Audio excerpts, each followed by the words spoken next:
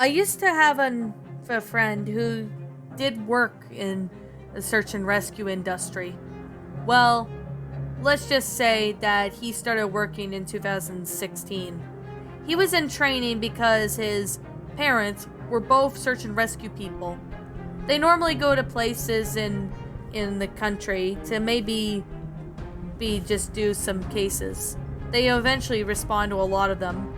Anything from missing children to older people, it would always be something like this. However, this happened in 2016 in the summer. One of my friends named Darren was in training with his dad. He was going to be going to college in the next little while at the time, so he wanted to get some experience of working there with his dad. They mainly respond to a lot of search and rescue stories, and they've heard a lot of them, mainly about people and etc.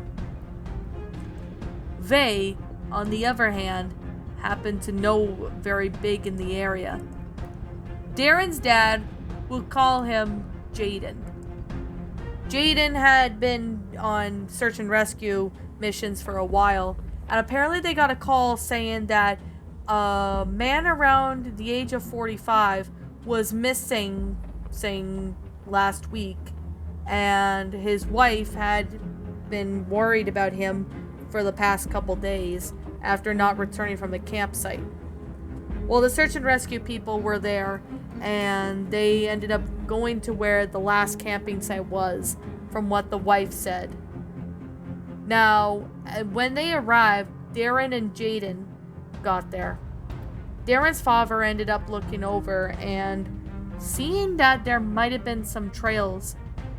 There was at least a trail of someone's belongings, assuming that it could have been somebody else's, which might be the man's. The man, since he was 45, they hadn't really gotten any description of what this man's name was, but his name was described as Kenneth.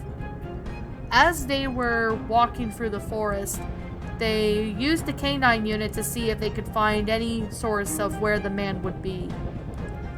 They were still walking in the forest for a while, but it wasn't long until they saw what appeared to be an old cabin.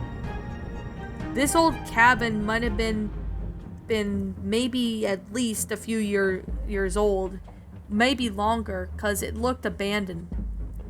Darren and his dad decided to go and look in the cabin, to think that maybe the man might be hiding there, or there could be somebody who could help.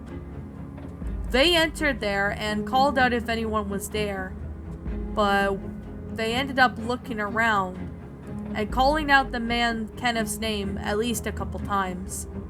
Unfortunately, there was no response, so they thought he was not there, or maybe someone else was there. But then there was a trail of blood that led to what seemed to be an old closet. It was dry blood, so it looked like it'd been there for a day or two. So Darren and his dad opened up the closet door or something to reveal that the body of Kenneth was in there. Some of his meat was rotting and decayed. He was mutilated in what seemed to be maybe a chainsaw or something. There was at least a bloody chainsaw along with some bloody knives. Of course, the search and rescue people came and discarded the body by putting it in a body bag, and they ended up telling the wife the bad news. This is why Darren and his dad do not do search and rescue stories anymore, because of this horrifying experience they've had that summer. This happened to a neighbor that happened to be living in a town that was about maybe at least 45 minutes from where I was at the time. This was in 2017. The person who did search and rescue use at the time, we'll call him by Adam. Adam was in his 40s at the time of the story, and this took place in the winter of 2017. He was out hunting with his dog, which we'll call him Max, who is a beautiful, gorgeous saddleback German Shepherd. Adam and Max were basically hunting in the wintertime. I know it's not really the best time or season, but it was early winter, so there was still good luck of finding some deer wandering around. So, as they were hunting, Adam looked up to see that there was a person standing in the middle what seemed to be a place. Obviously, Adam had not recognized it, but this man looked to be maybe a few years older than him. Adam called out to the man if he was okay and if he needed help. The man turned around and he said, "Oh my God, I'm so glad someone found me. I've been lost in this winter in this forest for a week now." The man introduced himself as Randy, and he actually said he was lost in the woods as he and his friends were hiking, but Randy somehow got lost and he'd been reported as a missing person. Now, of course, the search and rescue people came, however, because they found my neighbor Adam with Randy. Now, Randy was returned home safely to his family, which everyone was so glad that he was safe. However, though, Adam was so lucky that he was found. Now, keep in mind this wasn't really the type of story to make you jump out of your seat, but it was one that got really concerning for Adam. Adam was just so lucky that this man was okay. But what would have happened if he never encountered Randy? Randy might have been maybe froze to death or something, but that was hard to say because he was never seen anything like it. But of course, this has never happened to him in a long time. Of course, he still does go camping. Well, and sometimes does other things. Adam does. But when he saw that search and rescue person story, or at least that man, he had no idea what would have happened if this man somehow was never found.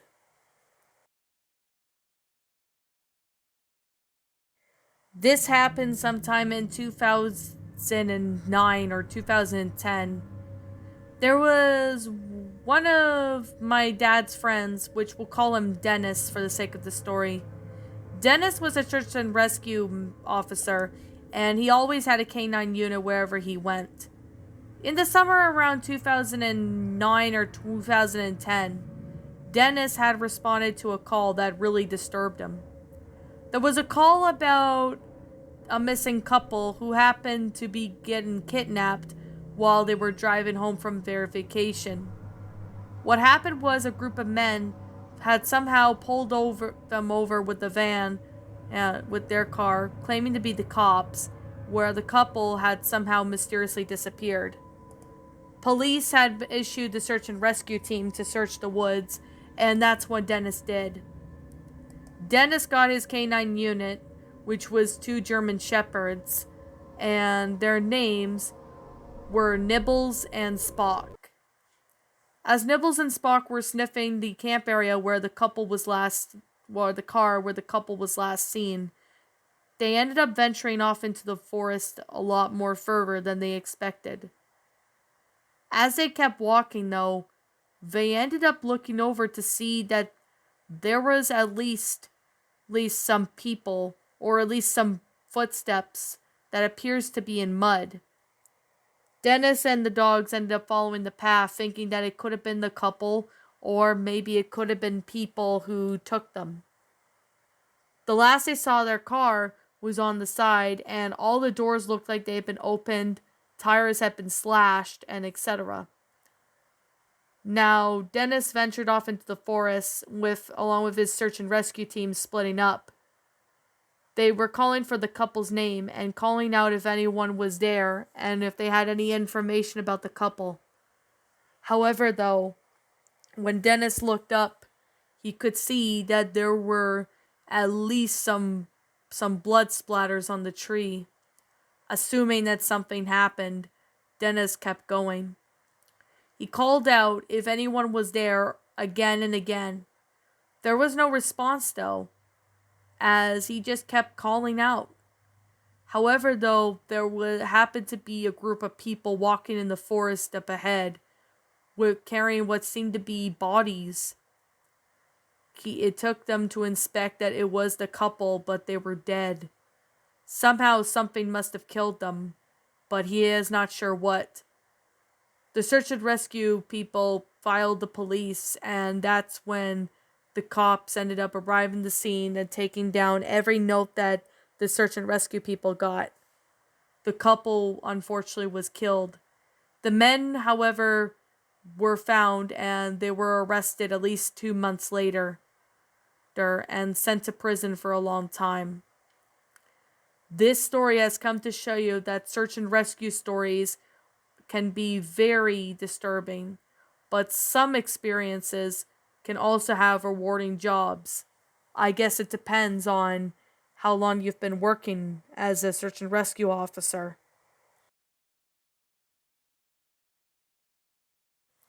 For some context, my parents knew someone who did a search and rescue mission one time. This was the reason why they don't do them very much, especially ones with kids. Now, the search and rescue woman, who I'll refer to as Brianna. Brianna did search and rescue stories and shared them with people. She had some experiences with kids and some with adults, but the most of them she got calls for were for kids. However, Brianna was a search and rescue officer for about 4 months when this occurred. This was around 2014, and it was during the early spring. Snow was already melted for the most part, although there are some parts that still had snow. Guess it depends on where you're at. Brianna got a call about a missing child at the age of 10. Somehow got lost while going camping with her family. Now, people may argue as camping out early like that is just to be very, very odd, but that was the type of family that this woman or this family came from. So Brianna took her canine unit with a group of people, and they searched the camp area. They had eventually picked up the scent, and they ended up start walking around the area, trying to call out for the young girl's name. As they were calling out to her, they found what seemed to be a backpack that looked like that of a child. Brianna picked it up, and it appeared to be a backpack full of things for young girls. A few dolls, a stuffed animal, a coloring book, and etc. But they had no idea where she was, and they called the girl out at least a few more times before giving up. The canine unit still picked up the scent for a while, and they traveled for at least a good few minutes when they came to a horrifying sight. It's not really the type of ones that would make you jump out of the seat, but it's definitely one. The girl apparently was found dead. She looked like that she had died of dehydration, possibly starvation or something. But as the fact that this young girl was skinny, she had been missing for at least a week. Unfortunately, the parents were so saddened to see that their young girl was died of dehydration and starvation. It was pretty sad. This is why Brianna does not respond to so many search and rescue stories involving kids anymore.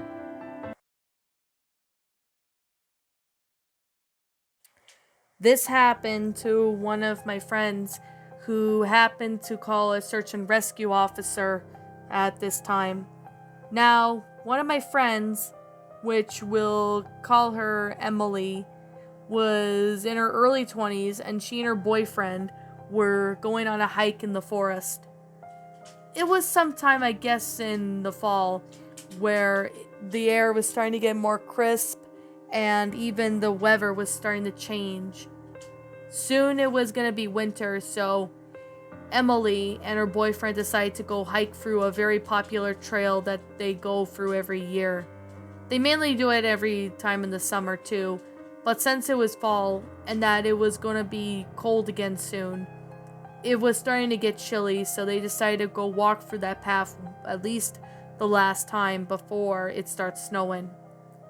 They started walking through when all of a sudden they heard what seemed to be a sound of a girl crying. They obviously had no idea where it came from, but there was a sound of a girl crying.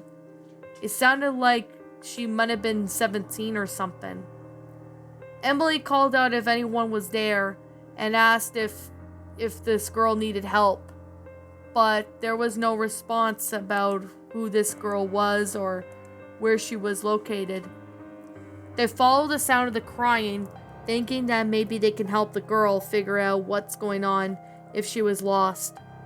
But they found out something. The crying was on a loop. It's the same wail being played over and over again. However, though, Emily's boyfriend said that they should not go any further, as he had sensed something bad was going to happen if they continued to follow the crying. They did not want to know who was making that crying or what was doing or what they were doing. They ended up turning on their tail and they ended up going back the way they came. They reported to search and rescue people about the area and explained to them about the crying and what the voice it sounded like. Search and rescue people came with their dogs as well to search the area where they were at, but apparently they found no girl crying in those woods. But they did find what seemed to be a tape recorder player playing that same crying noise. So supposedly someone put that there as a way to lure unsuspected people to think that there was a girl crying. But there was certainly no woman crying in those woods, as the search and rescue officers confirmed it. Whoever that person was that tried to lure Emily and her boyfriend into their sick trap, I don't want to know who that was. I still believe that they were probably trying to plan on something horrible to Emily and her boyfriend. But still to this day, they still wonder what would have happened if they kept following to that crying in the woods. If they stayed any later, something bad would have potentially happened to them. And I don't want to even think about what the possibilities would be, as we all are not sure who or what is planning these ways to try to lure people. If you find that the crying looks fake, I suggest you run. Don't even try to risk it. It may save your life.